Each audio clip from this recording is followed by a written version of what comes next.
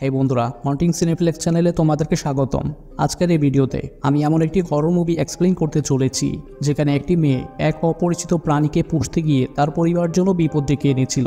এমনই এক দুর্দান্ত কাহিনী নিয়ে 2024 সালে দ্য স্টিং মুভিটি রিলিজ হয়। তো আর দেরি না করে চলো শুরু করি। তো মুভির শুরুতে আমরা এক বৃদ্ধ মহিলাকে দেখতে পাই যার নাম ছিল হেলগা। হেলগা ইনসেক্ট কন্ট্রোল কোম্পানিতে কল করে বলেছে সে তার বাড়িতে পোকামাকড়ের উপদ্রব লক্ষ্য করছে, সে এর থেকে প্রতিকার চায়। তখন আমরা জানতে পারি যে হেলগার কোনো কিছু ভুলে যাওয়ার রোগ ছিল। কিছু সময় পরে insect control company the bug brothers থেকে ফ্র্যাঙ্ক নামের একজন লোক সেই ঠিকানায় আসে। ফ্র্যাঙ্ক যখনই হেলগার রুমের দিকে যাচ্ছিল তখন সে লক্ষ্য করে পাশের ভেন্টিলেশন থেকে এক অদ্ভুত ধরনের দুর্গন্ধময় আঠালো লিকুইড বের হয়ে জমা হয়ে আছে। তবে ফ্র্যাঙ্ক এই বিষয়ে তেমন গুরুত্ব না দিয়ে দরজায় নক করে। তখন হেলগার সাথে ফ্র্যাঙ্কের কথাবার্তা শুনে আমরা বুঝতে পারি যে হেলগা এর আগেও ইনসেক্ট কোম্পানিতে কল করে পোকামাকড় মারার জন্য লোক ডেকেছিল, যা সে এখন ভুলে গেছে। এর মানে বাইরে দ্য বাগ ব্রাদার্স নামের কোম্পানির গাড়িতে করে আসা লোকটি তার কাজ শেষ করে এখান থেকে ফিরে যেতে পারেনি। তখনই দেয়ালের ভেতরে শব্দ হলে ফ্র্যাঙ্ক ঘরগুলোতে ইনসেক্ট খুঁজতে শুরু করে। সে একটি ঘরে রক্তের দাগ দেখে অনুসরণ করতে থাকে। সেখানে সে একটি বীভৎস মৃতদেহ দেখতে পায়, যেটা আর কেউ নয়, এর আগে ইনসেক্ট কন্ট্রোল করতে আসা হতভাগ্য লোকটির ছিল। সে এবার খুবই সতর্ক হয়ে সেই ইনসেক্টকে খুঁজতে থাকে। তখনই ভয়ানক কিছু একটা ফ্র্যাঙ্ককে অ্যাটাক করে আহত করে ফেলে এবং ভেন্টিলেশনের মধ্যে তাকে টেনে নিয়ে যায়। এইসব দেখে হেলগা বেশ ভয় পেয়ে যায়। কিন্তু তখনই হেলগা টিভির দিকে তাকালে তার মনোযোগ ডাইভার্ট হওয়ার কারণে সে সব কিছুই ভুলে যায়। এর কিছুক্ষণ পরে দেয়ালে শব্দ হলে সে আগের মতোই ইনসেক্ট কন্ট্রোল কোম্পানিতে ফোন করে সাহায্য চায়। এরপর মুভিতে 4 দিন আগের ঘটনা দেখানো হয়, যখন আকাশে একটি মিটিওর বিধ্বস্ত হয়ে হেলগার বোন গানটার ঘরে এসে পড়ে, যেটা থেকে একটি স্পাইডার বের হয়ে আসে। এরপর গানটার নাতনি শার্লেটকে দেখানো হয়, যে পাশের ঘরেই থাকতো। শার্লেট প্রায় সময় ভেন্টিলেশন পাইপের সাহায্যে তার গ্র্যান্ডমাদার হেলগা ও গান্টারের কক্ষে আসতো বিভিন্ন খেলনা নেওয়ার জন্য। শার্লেট আজও সেখানে এসে খেলনাগুলো দেখছিল। তখন সে ভিন গ্রহ থেকে আসা ক্ষুদ্র স্পাইডারটিকে দেখতে পায়। সে এটাকে ম্যাচ বক্সের ভেতর ঢুকিয়ে নিজের কাছে প্যাট হিসেবে রেখে দেয়। তখনই গানটার শব্দ পেয়ে শার্লেট ভেন্টিলেশন পাইপে ঢুকে নিজের ঘরে চলে যায়। এই বিল্ডিংয়ের মালিক ছিল শার্লেটের গ্র্যান্ডমাদার গান্টার। শার্লেটের সাথে তার সৎ বাবা ইথান এবং শার্লেটের মা হেদার থাকতো। হেদারের সাথে ইথানের বিয়ের পর তাদের একটি পুত্র সন্তান হয়। এছাড়া বাড়িতে কিছু ভাড়াটিয়াও ছিল। এদের মধ্যে একজন ছিল এরিক, যে সর্বদা তার বায়োলজি রিসার্চে ব্যস্ত থাকতো। বাড়ির নিচতলায় মারিয়া নামের এক ভাড়াটিয়া থাকতো, যার পরিবারের সবাই মারা গিয়েছিল। শার্লেটের সৎ বাবা ইথান একজন কমিক আর্টিস্ট ছিল। সে তার মা গান্টারকে ভাড়া দিয়ে থাকতে হতো, কারণ গান্টার খুবই রুক্ষ স্বভাবের মহিলা ছিল। এইদিকে ইথানের ইনকাম তেমন ভালো ছিল না, তাই সে বাড়ির দেখাশোনা ও মেরামতের কাজ গান্টারের জন্য করে দিত। গান্টার ইথানকে জানালার ভাঙা কাজ মেরামত করতে বলে, সাথে শার্লেটকে সতর্ক করে দিতে বলে তার ঘরে যেন সে না ঢুকে। গান্টার মনে করে শার্লেট তার রুমে এসব ভাঙচুর করেছে। এদিকে শার্লেট তার ঘরে এসে একটি জারের মধ্যে স্পাইডারটিকে রাখে। তখনই ইথান সেখানে এসে শার্লেটকে জিজ্ঞাসা করে সে গান্টারের ঘরে কি করছিল। ইথান তার সৎ মেয়ে শার্লেটের সাথে তার সম্পর্ক ভালো করার জন্য অনেক চেষ্টা করছিল, তাই সে কথা না বাড়িয়ে শার্লেটকে শুধু সাবধান করেই চলে যায়।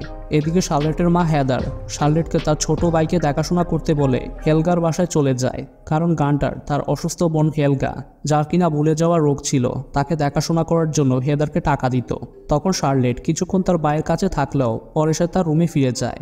সে লক্ষ্য করে স্পাইডারটি ঠিক তার মতো করে শীষ দেওয়ার আওয়াজ মিমিক করছে।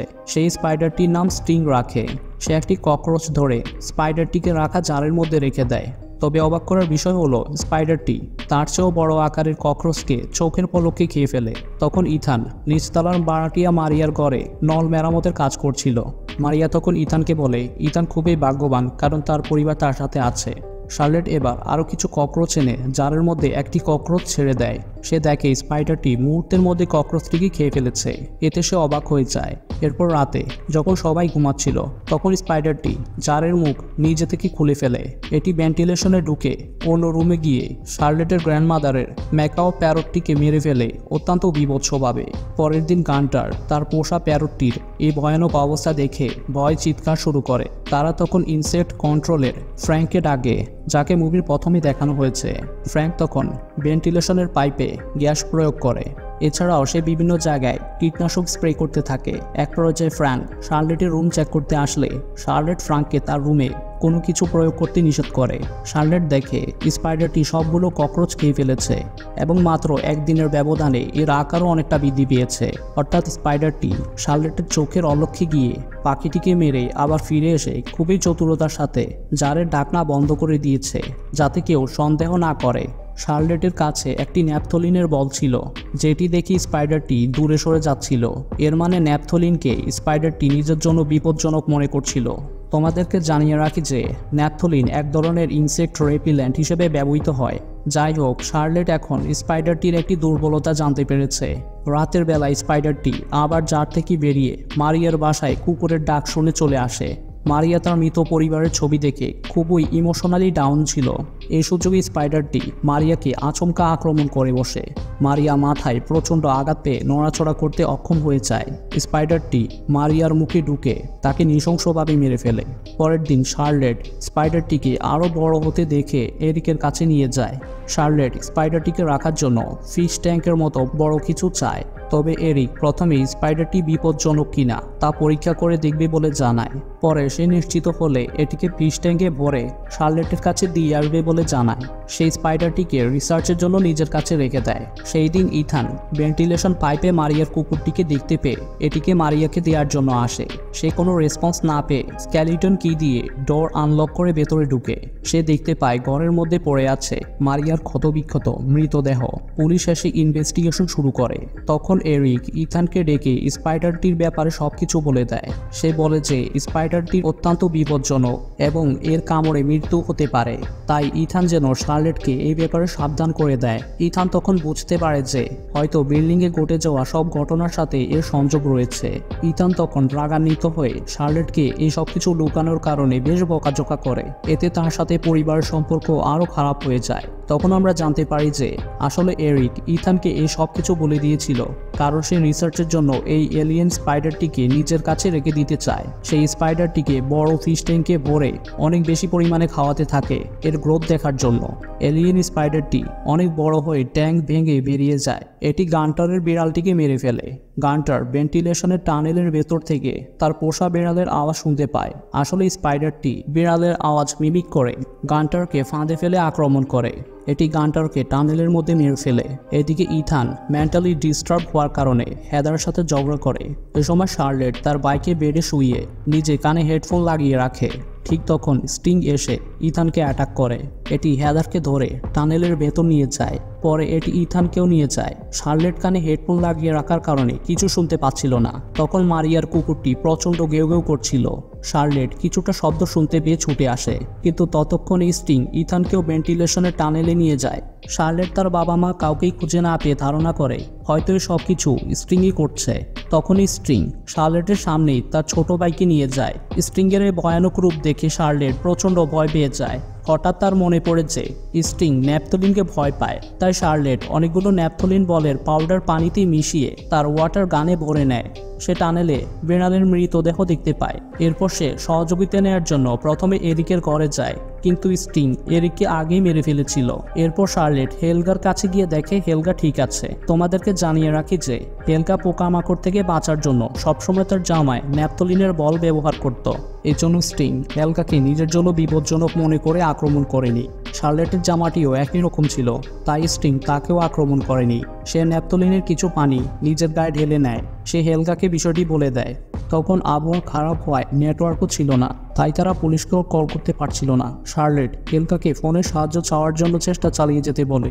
সে নিজে টানেলে প্রবেশ করে। সে প্রথমে ইথানকে খুঁজে পায়। ন্যাপথলিন ওয়াটার স্প্রে করার পর স্পাইডারের জাল গলে গেলে শার্লেট ইথানকে সবকিছু বুঝিয়ে দেয়। তারা দুজনেই বেসমেন্টে চলে যায়। এদিকে ফোনের লাইন ঠিক হয়ে গেলে হেলগা ইনসেক্ট কন্ট্রোল কোম্পানিতে ফোন করে। তখন কোম্পানি থেকে ফ্র্যাঙ্ক সাহায্য করতে আসে। এই দৃশ্যটি মুভির প্রথমে আমরা দেখতে পাই, যখন ফ্র্যাঙ্কি স্পাইডারটি টেনে নিয়ে গিয়েছিল। ফ্র্যাঙ্ক তার অস্ত্র দিয়ে স্ট্রিংকে মারার চেষ্টা করে, কিন্তু স্ট্রিং ফ্র্যাঙ্ককেই মেরে ফেলে।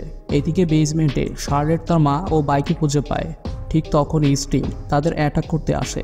তারা একটি মেশিনের সাহায্যে স্টিংকে চাপা দিয়ে মারার চেষ্টা করে। কিন্তু মেশিনের সুইচের কানেকশন লুজ হওয়ার কারণে ইথান হাত দিয়ে মেশিনটি চালু করতে চায়। পানিতে ভিজে থাকার কারণে ইথান মারাত্মকভাবে বিদ্যুৎ স্পৃষ্ট হয়। তখন মেশিনটি চালু হয়ে গেলে শার্লেট সুইচ অন করে দেয়। এতে স্টিং মেশিনে চাপা পড়ে মারা যায়। তবে ইথান প্রচণ্ড আহত হয়। সবাই তার জ্ঞান ফেরানোর চেষ্টা করে। তখন ভাগ্যক্রমে ইথান প্রাণে বেঁচে যায়। কিন্তু আমরা কিছু স্পাইডারের ডিম দেখতে পাই। এর মানে স্টিং তার বংশ বিস্তার করার জন্য অনেকগুলো ডিম পেড়ে গিয়েছিল, যা কেউ জানতো না। ডিমগুলো হুবহু মুভির শুরুতে দেখানো মেটিওর থেকে পড়া সেই ডিমের মতো দেখতে, যেটা থেকে স্টিং বের হয়েছিল। মুভির পোস্ট ক্রেডিট সিনে সেই ডিমগুলো থেকে স্পাইডার বের হতে দেখানো হয়। এর মানে এই মুভির সিকুয়েল আসার জন্য ডিরেক্টর পর্যাপ্ত হিন্ট দিয়ে রেখেছেন। তাই আমরা আশা করতেই পারি ভবিষ্যতে এই মুভির আরও সিকুয়েল আসবে। মুভিটি এভাবে শেষ হয়ে যায়। বন্ধুরা, আমাদের আজকের মুভি এক্সপ্লেইন ভিডিওটি আপনাদের কেমন লেগেছে তা অবশ্যই আমাদের কমেন্ট করে জানাবেন। ভিডিওটি ভালো লাগলে অবশ্যই একটি লাইক ও শেয়ার করবেন। আমাদের চ্যানেলে ভিজিট করে চ্যানেলে থাকা এরকম আরও এক্সক্লুসিভ কন্টেন্টগুলো দেখতে পারেন। পরবর্তীতে আবারও ফিরে আসবো নতুন কোনো এক্সপ্লেইন ভিডিও নিয়ে। ততক্ষণ পর্যন্ত সবার সুস্বাস্থ্য কামনা করে আজ বিদায় নিচ্ছি। Good bye.